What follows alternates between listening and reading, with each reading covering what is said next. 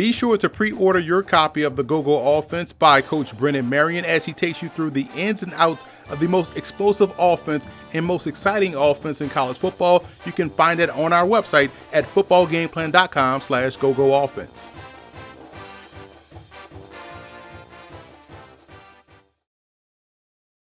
Welcome to Football Game Plan, where football makes sense. I'm Emory Hunt, the czar of the playbook. Mike McCarthy is your producer today. It's the summertime and preseason is just around the corner in the NFL, and we'll get you ready for the upcoming 2019 NFL season as we preview the Indianapolis Colts. Now, as we kick off the season preview, let us take a look at some of the key storylines heading into the season as we go into our 4-minute offense. How much can Justin Houston contribute to Matt Eberflus's defense? At his peak, Justin Houston was an all-pro player, having racked up 22 sacks, 23 tackles for losses, and 5 passes defense in 16 games in 2014. However, that was the last season that he also played 16 games. Since then, he's accumulated a number of injuries. Will a new environment in Indianapolis bring any better injury luck? Gotta wait till next season to find out. Will Marlon Mack step up to the next level? In 2018, Mack tripled his rookie rushing output, accumulating 908 yards. As part of a talented backfield with Nyheim Hines and Jordan Wilkins, Mack should be able to stay fresh enough to provide consistent output in 2019. His offensive line, led by Quentin Nelson and Ryan Kelly, should allow for a strong running game this upcoming season and plenty of time for Andrew Luck to throw. Speaking of Andrew Luck, can he have another healthy season? 2018 was the first time he played a full 16-game season since 2014. This past season made it seem like his shoulder was back to full strength, but the offensive line will have a big impact on Luck's ability to stay upright. When his offensive line plays well, Luck has been a Pro Bowler each season of his NFL career. Darius Leonard was a surprise standout after his breakout rookie season. Who will be the next unexpected rookie for the Colts? My guess, Paris Campbell. Campbell impressed evaluators with his explosive speed and route running. He's a carbon copy of T.Y. Hilton. Look for him to take some targets away from the 4-time Pro Bowler and make a name for himself up here in the 2019 season. It's time to put this team under the microscope and go position by position to see where they stand as we head into the 2019 season, and we'll start on the offensive side of the ball at the quarterback position. Andrew Luck was back to his normal self last season as he made it to his 4th Pro Bowl appearance. We saw the former first-round pick toss 39 touchdowns to 15 interceptions and nearly 4,600 yards. He was able to guide the Colts back to the playoffs and a victory over the rival Texans on the road. He took better care of his body last season, which definitely contributed to the sustained health. As long as that's the case, the Colts shall prosper on offense. They also have great depth here as well with Jacoby Brissett and Phillip Walker. This is one of the more stable QB rooms in the NFL. There is no shortage of speed and explosiveness in the Colts backfield with Marlon Mack, Nyheim Hines, and Jordan Wilkins. The issue is making sure that all of that translates to on-the-field consistency and success. Mack nearly ran for 1,000 yards last year, but missed some time with some nagging injuries. Now, this is one element of the offense that'll have a lot of focus and attention this year, because if they can't produce, it could hold the team back. Again, the talent is there, and guys like Hines and Wilkins are also really good receivers too out of the backfield. So this is a big year for the Indy running backs. Now, on the perimeter, there is a lot of excitement as the team went out and added some legit weapons around T.Y. Hilton, who finished as the team's leading receiver for the 6th consecutive season. Maybe this year, with the additions of Devin Funchess and Paris Campbell, the Colts can have 2 wideouts go over 1,000 yards for the first time since 2009, when it was Reggie Wayne and tight end Dallas Clark. Adding Campbell gives them another legit home run weapon in the slot, and with Funchess being on a 1-year deal, expect the best from him this upcoming season. Spots 4 through 7 will be where the battle takes place this summer. Chester Rogers has been stable, but in my opinion, he's a bit inconsistent, and that leaves the door open for a host of second-year players and some rookies like Steve Ishmael out of Syracuse and Deion Kane, amongst others. Kane is coming back from injury, but when you look at the tight end position, they're very strong there with Jack Doyle and Eric he catches a touchdown, Ebron.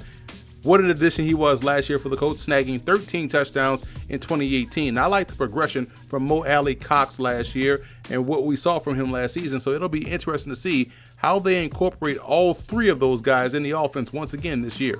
What was once a big liability has now turned into a significant strength up front along the offensive line. The Colts got great play last year from its two rookies, Quentin Nelson and Braden Smith. Both held down the left guard and right tackle duties like seasoned veterans. Anthony Costanzo's return to the lineup probably jump-started that great run they went on from a production standpoint offensively. And Mark Glowinski excelled as well and gives them strength on the right side at guard. And having Ryan Kelly healthy for a full season proved to be the big difference maker as well. The hope is that he can stay that way for a full 16-game season. He did miss some time last year with an injury. And I think the depth here is pretty strong too for the Indianapolis Colts with guys like LaRaven Clark, Evan Boehm, and also Joe Haig. Now here's how I graded out the offensive side of the ball for Indianapolis. Justin Houston comes over to the Colts to help bolster the pass rush. He's battled injuries since tearing his ACL back in 2016, but the hope is that he can regain his form and hit that double-digit sack number for the first time since 2014. Danico Autry turned out a fantastic season last year as he finished with 9 sacks and 13 TFLs, his best season yet. Indy also got great play last year from both Jabal Sheard and Margus Hunt. Look for Al-Qaeda Muhammad and Kamoko Toure to factor into the rotation heavy, as both guys are angular athletes that are disruptive. On the interior, Taquan Lewis is primed for a breakout season as he'll be more than likely the starter over Hunt this year, and Grover Stewart, the third-year pro out of Albany State, provides good rotational depth there as well. Speed and athleticism aptly describes the second level for the Colts. All-pro linebacker Darius Leonard led the league in tackles last season and started to get better in coverage as the year went on. He's already become a cornerstone player on this defense. Both Anthony Walker and Zaire Franklin played really well last season, but they'll have their hands full keeping two rookies at bay and Ben Banagu out of TCU and EJ Speed out of Charleston State. Those two guys will expect to be on the field a lot in this defense. Banagu can be a pass rushing presence as a sandbacker, and with a guy like EJ Speed's versatility, he can even kick Leonard over to Mike Backer in the nickel defense and will give the Colts a ton of speed and athleticism on the field to defend the pass. So this is a really stable group of backers for the Colts. The secondary was a pleasant surprise last season as cornerback Pierre Desir turned in a very good year along with slot corner Kenny Moore, and the team showed them both how important they were as they re-signed both guys to new contracts. In the draft, they selected Rock Ya-Sin out of Temple to start opposite of Desir. Now, Ya-Sin has very good press skills and strong technique and also the ball skills to make a difference. He'll put some pressure on third-year pro Quincy Wilson to pick up the pace and keep him on the side. Fifth-round pick Marvell Tell out of USC is also a player to watch as he brings good coverage skills to the table. The safety position is solid in my opinion with Clayton Geathers and a healthy Malik Hooker, and it'll be key to have both guys out there for a full season as they work really well together. George Odom provided good minutes last year in a pinch and is best suited as a reserve role, and Derek Kendrick and rookie Kyrie Willis were also added to the offseason this year to provide depth. Now here are my grades for the Colts defensive units.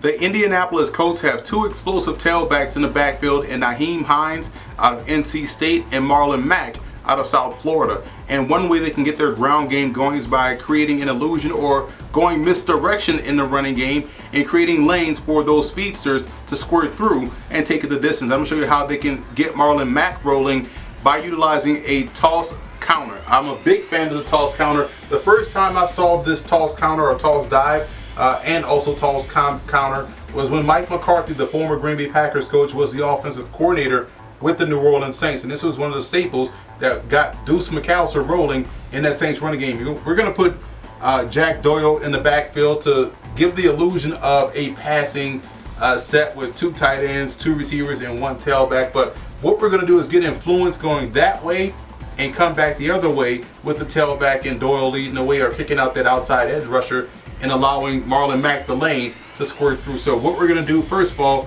have your receiver work himself up to try to get that safety block. 5 technique right here is going to be a base block. I'm going to have this backer work to get a good chip on that nose tackle, but spy and slowly get back up to that inside backer.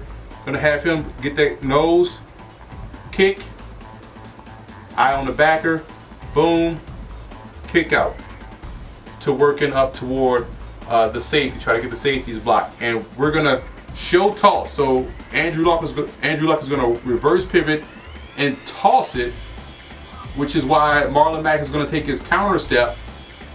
He's going to toss that football, but he's coming back here. And as he's tossing, you're going to have Jack Doyle work underneath and kick out this outside backer, thus creating a lane for Marlon Mack to take it to the house. So that's one way where they can utilize influence going one direction and the speed and quickness and explosiveness of either Marlon Mack or Nyheim Hines to generate a big play in a running game. The Indianapolis Colts have one of the better defenses in the NFL, in my opinion. The reason why I like their defense is because they have speed, explosiveness, guys with great instincts and ball skills at the second and third levels. And what that does, it allows you as a coach to be a little bit more aggressive, or you can be a little bit more aggressive in how you apply pressure.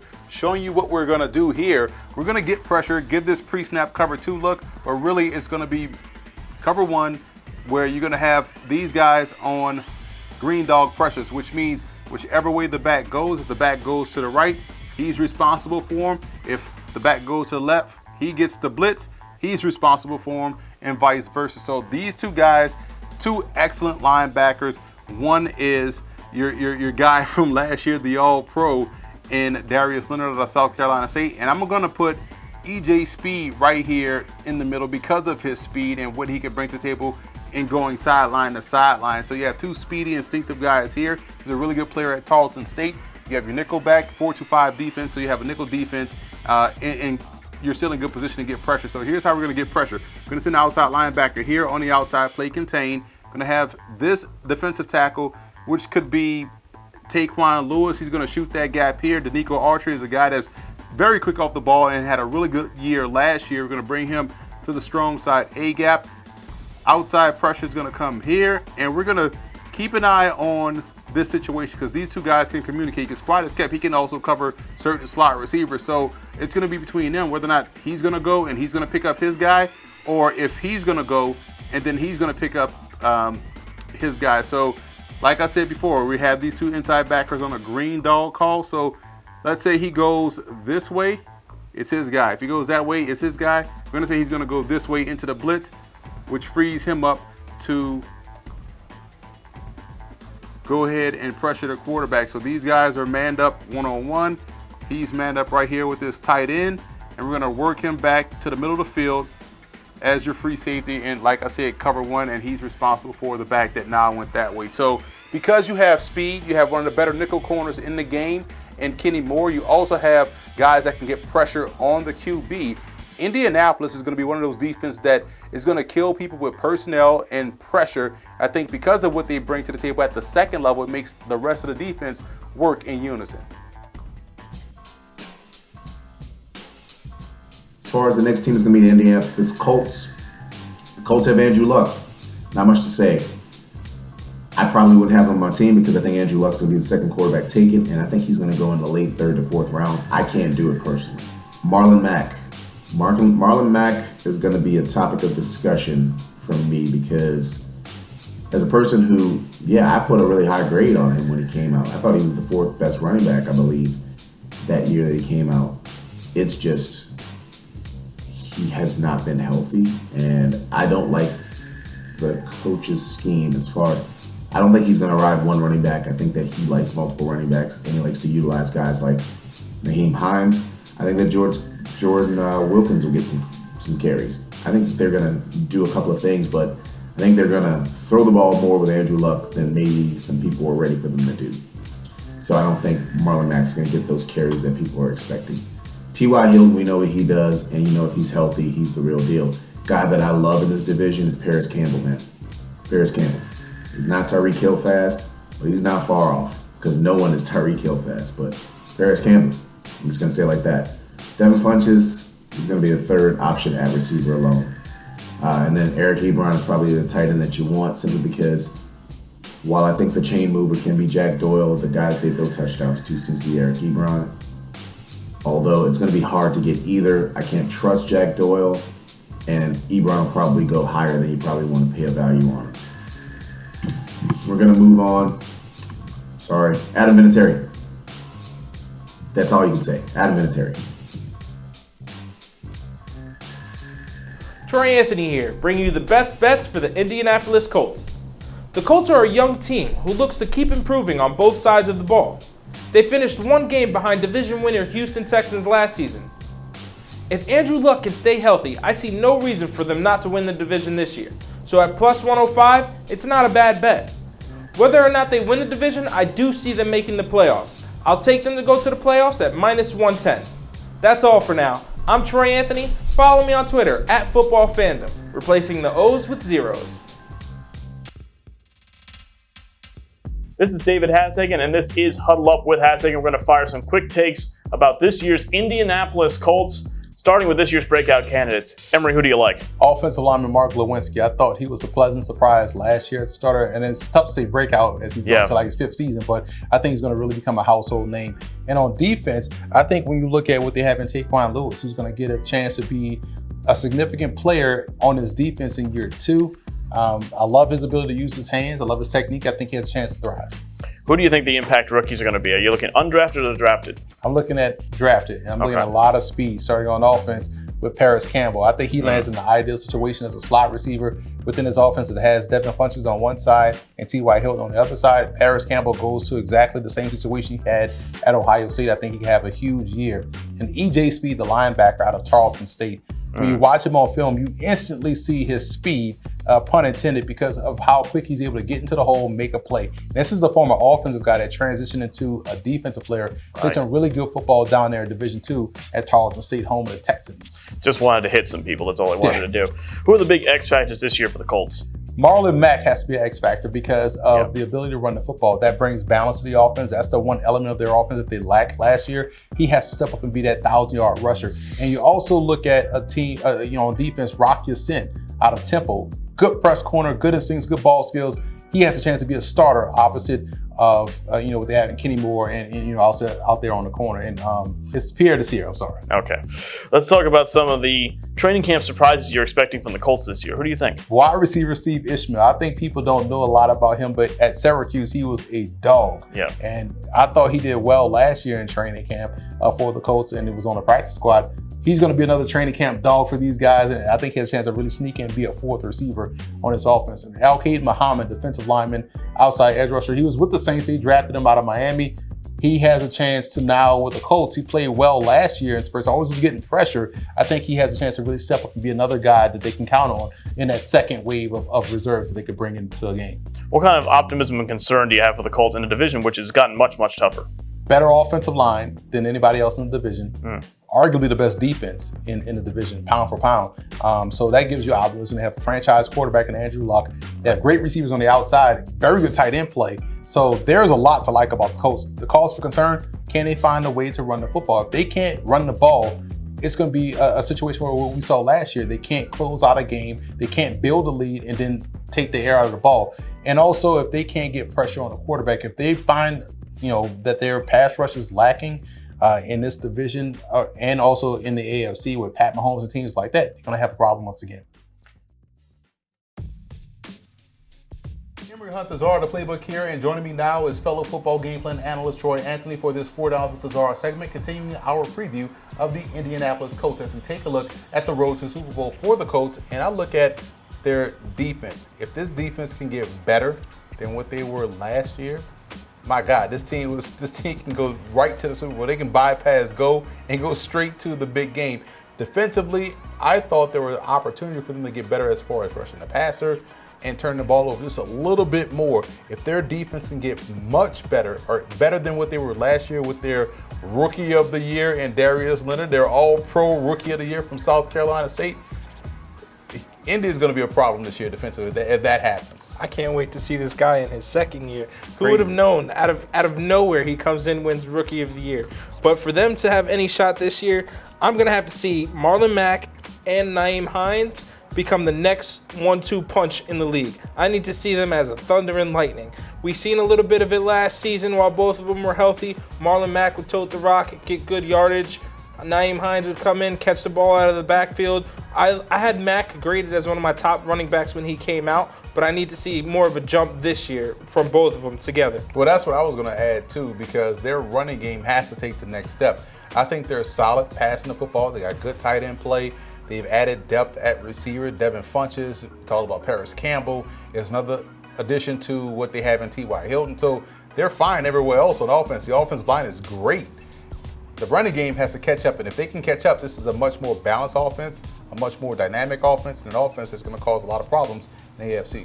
I know that their offensive line played very well last season, especially with the addition of Quentin Nelson, but I'm going to need to see them do it again this season because Andrew Luck is that franchise, and the only way they go anywhere is if he stays upright and makes plays. We know he has a little bit of injury history, so I'm going to need the offensive line to keep the defense off of him.